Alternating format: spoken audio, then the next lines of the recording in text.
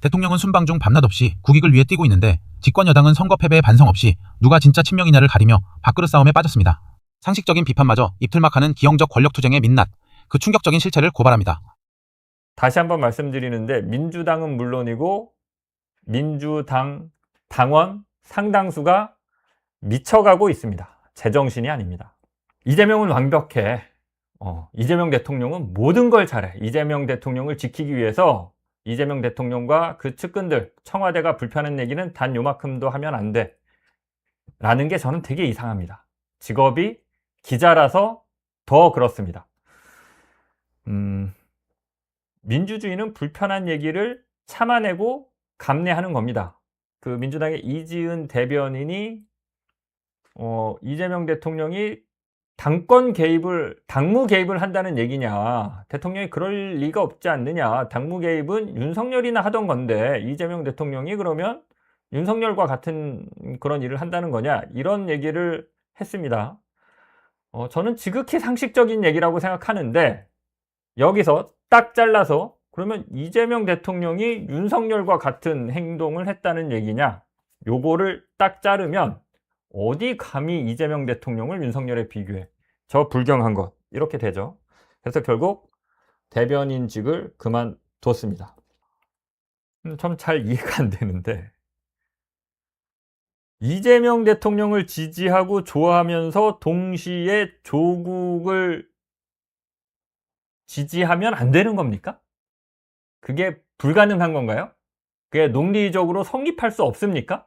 근데 그들은 마치 그게 논리적으로 성립하지 않는 것처럼 얘기를 합니다. 왜냐하면 조국은 이재명 대통령의 적이기 때문에. 근데 좀 잘 모르겠습니다. 조국 전 대표가 하는 행위 혹은 조국혁신당이 하는 행위들이 민주당에 다 도움이 된다라고 볼 수는 없죠. 도움이 되기도 하고 도움이 안 되기도 합니다. 그죠? 근데 어떻게 이렇게 극단적으로 조국혁신당은 민주당의 적이야 라고 규정하고 저기를 죽여야만, 저기를 털어내야만, 저기를 청소해내야만 통합이나 어떤 봉합이나 갈등을 치유하고 연대하거나 뭐 합당까지는 안 가거나 안 가더라도 어떤 정책 혹은 뭐 선거 이런 데서 힘을 합칠 생각보다는 저길 죽여야 돼라고 하는 거에 대해서는 좀 제가 잘 이해가 안 됩니다. 맹목적인 팬덤 정치와 내부 갈라치기의 결과는 처참했습니다. 지방선거 패배의 책임을 정부 탓으로 돌리고 특정 스피커의 눈치만 보는 사이 단 한 번도 진 적 없던 국민의힘에게 당 지지율마저 역전당하는 사상 초유의 사태가 벌어집니다. 왜 굳이 그런 얘기를 했을까 저는 잘 이해가 안 됩니다. 그래서, 정청래 대표가? 네, 맞습니다. 예. 그래서 저도 뭐 SNS에 글을 올리긴 했는데 당원은 영원하고 당권은 짧다. 그렇죠. 사실은 지금의 분위기는 지방선거에 대한 지방선거 결과에 대해서 당은 잘했는지 혹은 지금 정부에서 못 챙긴 건 무엇인지 뭐 이런 것들을 그 논의하고 어떤 결과를 뽑아내야 되는 그런 평가를 해야 되는 네. 시기이긴 하잖아요. 근데 그 과정에서 어쨌든 간 당의 책임이 훨씬 뭐 거의 다라고 봐야죠. 일반적인 선거의 책임 당의 책임이지 정부의 책임을 돌리는 것은 정치적인 수사에 불과한 것이죠. 어쨌든 간 당의 책임인데 당의 책임을 얘기해야 하는 자리에서 갑자기 정권을 얘기를 하는 것은 그 상황에 맞지도 않기도 하고 최근에 일련의 과정에서 뭐 정청래 대표가 그 얘기를 했던 과거 사례들을 들여보면 뭐 정부랑 지금 뭐 각을 세우겠다는 거냐 약간 이렇게 해석될 여지가 있죠. 조승래 사무총장의 그 말은 부적절하죠. 네. 뭐 선거에 지금 정부가 나서서 선거를 진두지휘한 게 아니지 않습니까? 당이 진두지휘라고 공천도 다 당이 했단 말이에요.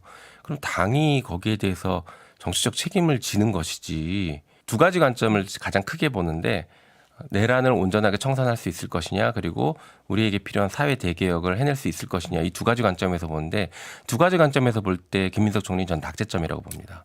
그거를 뭐 일례로 지금 검찰개혁에 있어서도 가장 책임 있는 자리에서 어떤 주도하는 모습을 보여주지 못했고 결국에 당 그리고 민주당에서 저 같은 사람이 정말 그 배수해진 치고 간신히 지금 수정안을 만들어냈지 않습니까?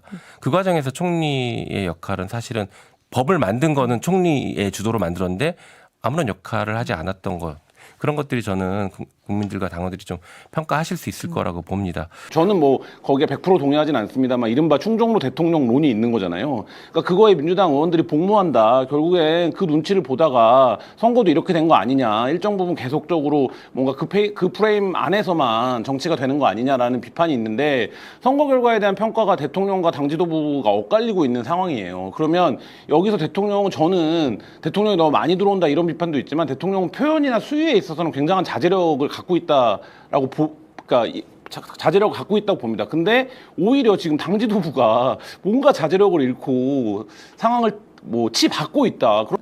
국힘하고 민주당이 차이가 났습니다. 그러니까 민주당이 단 한 번도 국힘에 진 적이 없는데, 그렇죠? 내란 비상계엄 이후에는 네네 없었는데 지금 뭐 6% 포인트 정도 차이가 나고 있는데 여기서 의문이 아까 김한 기자 말씀하신 것처럼 아니 장동혁이 대표인데 거기도 만만치 않은데 어떻게 저렇게 차이가 날 수 있느냐?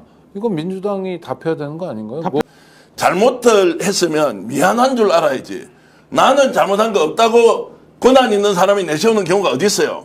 권한이 많고 힘이 있을수록 나의 잘못으로 인해서 혹시라도 그런 일이 벌어졌을 수도 있겠네. 그러면 내가 더 반성하고 성찰하면서 앞으로 어떻게 기여해야 될지 진지하게 얘기를 하고 다시 사람들을 모아서 정말로 더 민주당이 더 큰 정치로 확장하는 데 우리가 기여해야 되는 거 아닙니까? 잘못을 했으면 사과하고 성찰하는 것이 정치의 기본입니다. 선거 패배의 늪에서 내 개파만 챙기려는 오만함을 버리지 않는다면 그 대가는 진영 전체의 공멸로 돌아올 것입니다. 이 치열한 권력투쟁의 이면을 파악하셨다면 구독과 좋아요 부탁드립니다.